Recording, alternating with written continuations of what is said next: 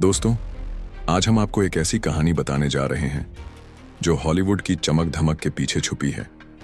एक इंसान की कहानी जिसने खुद को गहरे अंधेरों से निकाला, अपने जीवन को तबाह करने वाले नशे को मात दी और फिर बन गया दुनिया का सबसे बड़ा सुपर हीरो आयरन मैन। ये है रॉबर्ट डाउनी जूनियर की जिंदगी का सच, जो हर संघर्ष को मात देकर हार को जीत में बदला। तो चलिए इस सफर की शुरुआत करते हैं। रॉबर्ट डाउनी जूनियर का जन्म 4 अप्रैल 1965 को न्यूयॉर्क में हुआ। उनके पिता खुद एक फिल्म मेकर थे और मां भी एक कलाकार।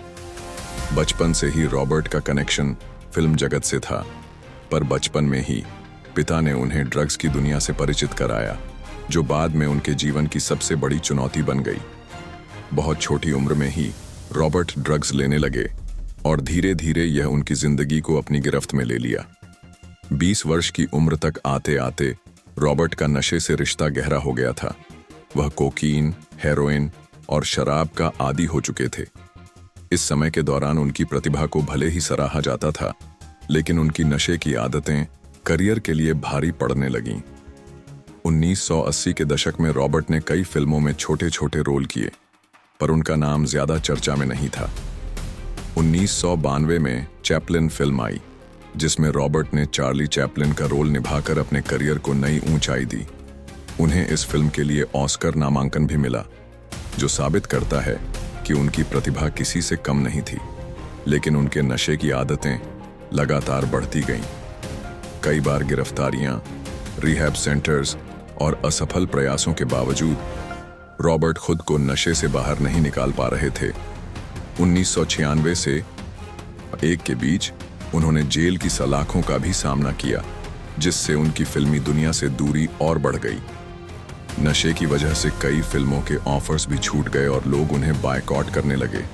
2003 में रॉबर्ट की मुलाकात सूसन लेविन से हुई, जो उनकी जीवन की सबसे बड़ी ताकत बनी। सूसन ने रॉबर्ट को नशे से बाहर निकलने में मदद की और उनसे कहा कि या तो नशा छोड़ो या हमारी जिंदगी अलग हो जाएगी। रॉबर्ट ने इस चुनौती को स्वीकार किया और पूरी जिंदगी के लिए नशे को अलविदा कहा।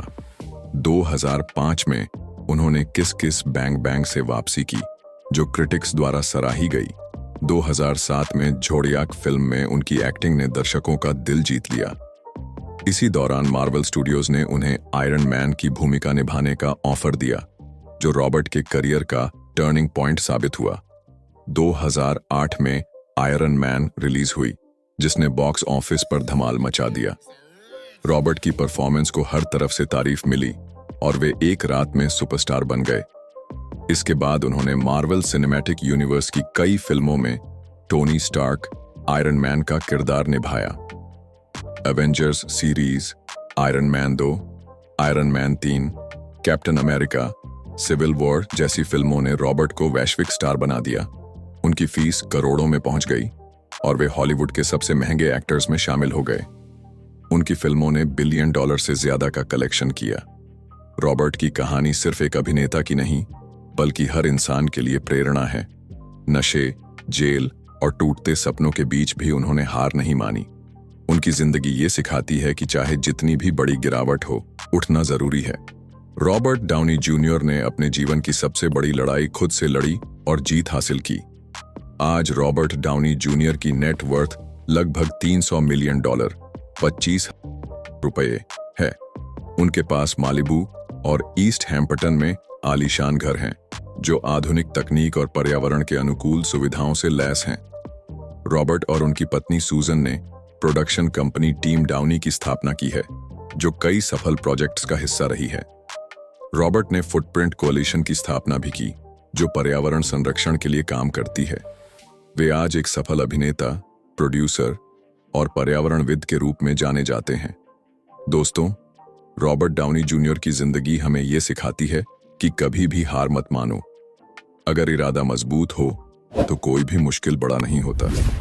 उनकी कहानी प्रेरणा है हर उस इंसान के लिए जो अपने सपनों को सच करना चाहता है।